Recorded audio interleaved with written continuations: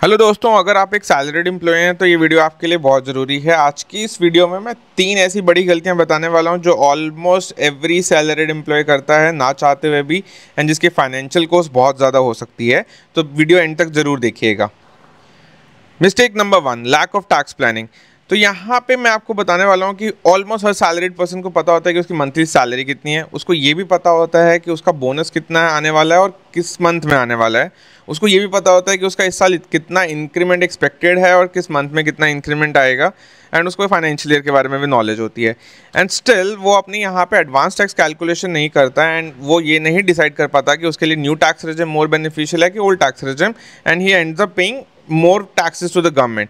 तो यहाँ पे बहुत सारे लोग मुझे बोलते हैं कि यहाँ पे तो क्या हो गया, हम अपने ITR में अपने रिफंड ले लेंगे ना। मेरा क्वेश्चन यहाँ पे ये आता है कि आपको गवर्नमेंट को एक्स्ट्रा टैक्स देना ही क्यों है एंड देन रिफंड के लिए जाना ही क्यों है।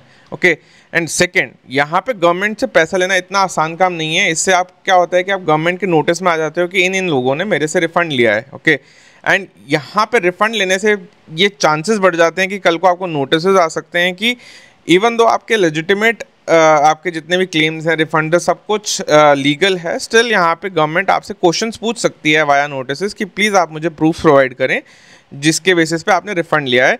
And I personally seen it कि यहाँ पे बहुत सारे सैलरीड पर्सन को एक हल्का सा नोटिस भी आ जाता है, नोटिस का ईमेल भी आ जाता है ना इनकम टैक्स डिपार्टमेंट से, वो हड़बड़ाने लग जाते हैं कि सर जी तुषार जी ये क्या आया है, ये क्या आया है, प्लीज़ इसको चेक करिए। ओके, सो प्लीज़ आप ट्राई कीजिए कि गवर्नमेंट को आप एक्स्ट्रा पैसा दे ही मत इन फर्स्ट स्टेज। सो इसके लिए आप क्या कर सकते हैं कि आप अपने CA को अप्रैल के मंथ में ही अपना सैलरी स्ट्रक्चर दे दें, एक्सपेक्टेड बोनस दे दें, एंड बेस्ड ऑन दैट आप डिसाइड कर लें कि न्यू टैक्स रेजिम सेलेक्ट करना चाहिए कि ओल्ड टैक्स रेजिम सेलेक्ट करना चाहिए। सो मेरी एडवाइस यहाँ पे यही है कि आप थोड़ी सी प्लानिंग से आप अपना पैसा बचा सकते हैं और एक स्ट्रेस फ्री लाइफ जी सकते हैं। ओके, एंड अगर आप लोगों को चाहिए कि आपको एक वीडियो चाहिए कि जिससे आप सैलरी स्ट्रक्चरिंग खुद से कर सके बिना किसी CA की हेल्प से, so please comment tax in the comment section below. So मैं आपके लिए सैलरी स्ट्रक्चरिंग पे भी एक वीडियो बना सकता हूँ। तो चलते हैं अगले इशू पे। तो यहाँ पे बहुत सारे लोग मेरे पास ऐसे आते हैं कि सर जी हमने तो अपने सारा कुछ डिक्लेयर कर दिया अपने एम्प्लॉयर को, HRA, interest on home loan, ATC, ATD, यहाँ पे national pension scheme, donation to charitable organisation और पॉलिटिकल पार्टीज। ना यहाँ पे इशू क्या आता है कि बेसिकली जब ईयर एंड पे जब आपका एम्प्लॉयर आपसे इन सब चीज़ों के प्रूफ्स मांगता है तो आपके पास या तो प्रूफ्स होते नहीं हैं या आप प्रूफ सबमिट नहीं कर पाते हो बिकॉज ऑफ एनी रीज़न। ना अब इससे होता क्या है, ना इससे होता ये है कि यहाँ पे आपका एम्प्लॉयर आपसे यहाँ पे एक्स्ट्रा TDS डिडक्ट कर लेता है, जिससे सबसे पहला काम आप लोग क्या करते हैं कि आप अपने CA को फ़ोन कर देते हैं कि सर आप अपने प्रूफ सबमिट करना भूल गए, अपने ITR में रिफंड आ जाएगा ना। नाउ अगेन यस, ITR में रिफंड आ जाएगा अगर आपके लीगल हैं, बट अगेन इससे यहाँ पे फिर से हमारा सेम क्वेश्चन आ जाता है कि अगर आप गवर्नमेंट से रिफंड ले रहे हैं तो आप गवर्नमेंट के नोटिस में आ जाते हैं, एंड गवर्नमेंट के नोटिस में आने का मतलब है कि chances of getting notice are quite high. वो आपसे पूछ सकते हैं कि आप प्लीज़ हमें प्रूफ सबमिट कीजिए एंड तभी आपको ये क्लेम मिलेगा। तो यहाँ पे आप क्या कर सकते हैं कि बेसिकली आपको ईयर के स्टार्टिंग में ही आपको पूरी प्लानिंग करनी है कि आपको न्यू टैक्स रेजिम ज़्यादा बेनिफिशियल है कि ओल्ड टैक्स रेजिम ज़्यादा बेनिफिशियल है। अगर आप ओल्ड टैक्स रेजिम में जा रहे हैं सो प्लीज़ इंश्योर आपका दिसंबर जनवरी तक आपके पास सारे प्रूफ्स हों ताकि आपको ये प्रॉब्लम फेस ना करनी पड़े, एंड थोड़ी सी टैक्स प्लानिंग से आप अपना बहुत सारा पैसा बचा सकते हैं और बहुत सारी हेडेक भी बचा सकते हैं। तो चलते हैं अगले इशू पर। Mistake number 2, provident fund balance. Okay, I am very sure आप लोगों को पता है आपका बैंक बैलेंस कितना है आज की डेट में अराउंड आपके बैंक में। आई एम श्योर कि आपको ये भी पता है कि आपकी सैलरी स्लिप में से मंथली इनकम टैक्स कितना डिडक्ट होता है, बट क्या आपको ये पता है कि आपका प्रोविडेंट फंड का बैलेंस कितना है? आई एम वेरी श्योर इसका answer is no, right? Okay, now I am telling you please make a habit that आप अपना PF बैलेंस चेक करते रहें on a quarterly basis and match it with your salary slips. Okay, अगर आपका employer आपका PF का जो balance deduct हो रहा है वो अगर गवर्नमेंट को डिपॉजिट नहीं करा रहा है then it is also a sign कि यहाँ पे आपकी company is going through some financial struggles and आपको अपनी कंपनी चेंज करने की रिक्वायरमेंट है एंड आपको अपने एम्प्लॉयर को इन्फॉर्म करने की रिक्वायरमेंट है कि प्लीज़ मेरा पैसा गवर्नमेंट को डिपॉजिट किया जाए। ओके, एंड अगर आपको चाहिए कि मैं एक वीडियो बनाऊँ कि आप अपना PF का बैलेंस कैसे चेक कर सकते हैं, so please comment PF balance in the comment section below. ना एक और गलती जो लोग प्रोविडेंट फंड बैलेंस को ट्रांसफ़र करने से रिलेटेड करते हैं, यहाँ पे आपको थोड़ा सा समझना पड़ेगा कि एम्प्लॉय प्रोविडेंट फंड ऑर्गेनाइजेशन जो है वो आपका एक यूनिवर्सल अकाउंट नंबर खोलता है, एंड ये एक यूनिक नंबर होता है। लाइक हर इंडिविजुअल का सिर्फ एक ही अकाउंट नंबर होता है। ओके, नाउ जब भी आप किसी ऑर्गेनाइजेशन में ज्वाइन करते हैं तो वो ऑर्गेनाइजेशन आपका उस यूनिवर्सल अकाउंट नंबर के अंडर ही एक आपका पीएफ अकाउंट नंबर ओपन करता है एंड उसी में वही कंट्रीब्यूशन करता है जो भी आपकी सैलरी स्लिप में से प्रोविडेंट फंड डिडक्ट होता है।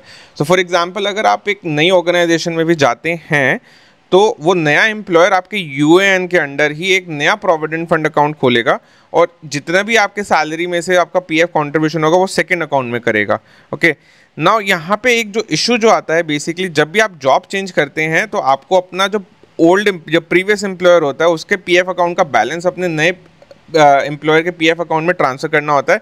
But I am very sure यहाँ पे almost 99% of the salaried person यहाँ पे भूल जाते हैं कि उनको ये भी एक प्रोसेस करना होता है एंड जब भी उनको ज़रूरत होती है पैसे की तो उनको यहाँ पे अननेसेसरी के डिलेज एंड हार्डशिप फेस करने पड़ते हैं during the time of emergencies. Okay, so please ensure कि आप अपने जब भी जॉब चेंज करें तो अपने पुराने एम्प्लॉयर का पीएफ बैलेंस अपने न्यू एम्प्लॉयर के अकाउंट में जरूर ट्रांसफर करें। It's a very small it's a very simple process and अगर आप लोग चाहते हैं कि मैं पीएफ बैलेंस ट्रांसफर पे एक वीडियो बनाऊँ सो please comment transfer in the comment section below and मैं आप लोगों के लिए एक वीडियो बना दूंगा। Mistake number 3, non disclosure of previous employer salary.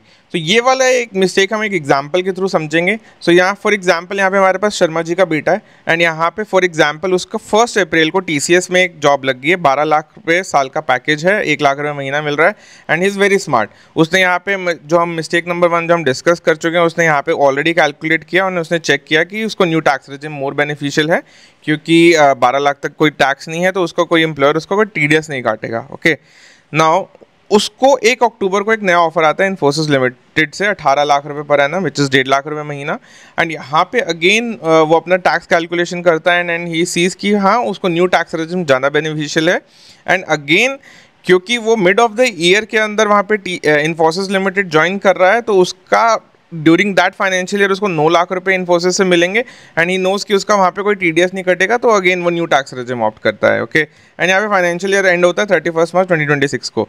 Now the question is कि यहाँ पे उसने गलती क्या करी, तो चलिए समझते हैं। तो शर्मा जी के लड़के का यहाँ पे सैलरी जो टीसीएस में मिला उसका 6 लाख जिस पर टीडीएस कटा 0। ओके, ना यहाँ पे उसने जब इन्फोसिस ज्वाइन किया तो उसको 9 लाख रुपए मिले इन्फोसिस में और उसने अगेन एम्प्लॉयर ने टीडीएस काटा 0। बट जब ईयर एंड पे जब वो अपने सीए के पास में गया तो उसकी टोटल सैलरी बनी 15 लाख रुपए।